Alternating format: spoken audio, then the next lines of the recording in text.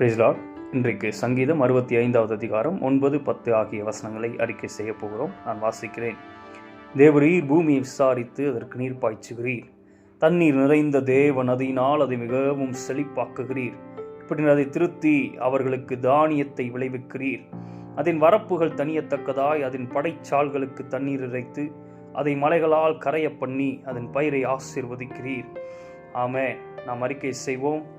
தேவரீர் எங்கள் பூமியை விசாரித்து அதற்கு நீர் பாய்ச்சுகிறீர். தண்ணீர் நிறைந்த தேவ நதியினால் அதை மிகவும் செழிப்பாக்குகிறீர். இப்படி நீர் அதை திருத்தி எங்களுக்கு தானியத்தை விளைவிக்கிறீர். அதன் வரப்புகள் தனியத்தக்கதாய் அதன் படைச்சால்களுக்கு தண்ணீர் இறைத்து அதை மலைகளால் கரைய பண்ணி அதன் பயிரை ஆசீர்வதிக்கிறீர். ஆமென். மறுபடியும் சொல்லுவோம். தேவரீர் பூமியை விசாரித்து அதற்கு நீர் பாய்ச்சுகிறீர். தண்ணீர் நிறைந்த தேவ நதியினால் அதை மிகவும் செழிப்பாக்குகிறீர். இப்படின்ற அதை திருத்தி எங்களுக்கு தானியத்தை விளைவிக்கிறீர்.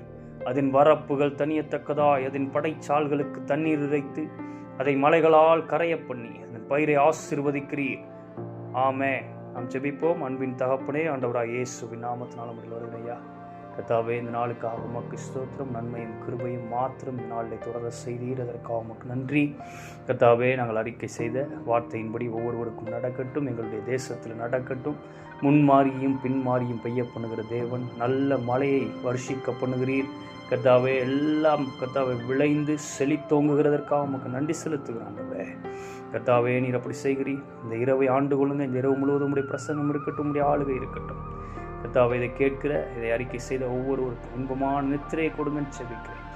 கர்த்தாவே, இந்த இரவு முழுவதும் தெய்வீக பாதுகாவல் இருக்கட்டும். இரத்த கோட்டைக்குள்ளே ஒவ்வொருவரை மறைத்துக் கொள்வீர்.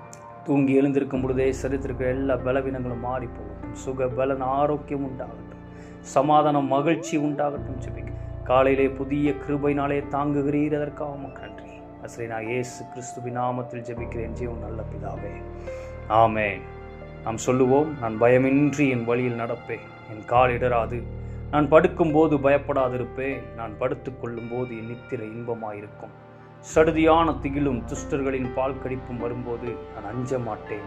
கர்த்தரின் நம்பிக்கையாயிருந்து என் கால் சிக்கிக் கொள்ளாதபடி காக்கிறார். ஆமென். God bless you.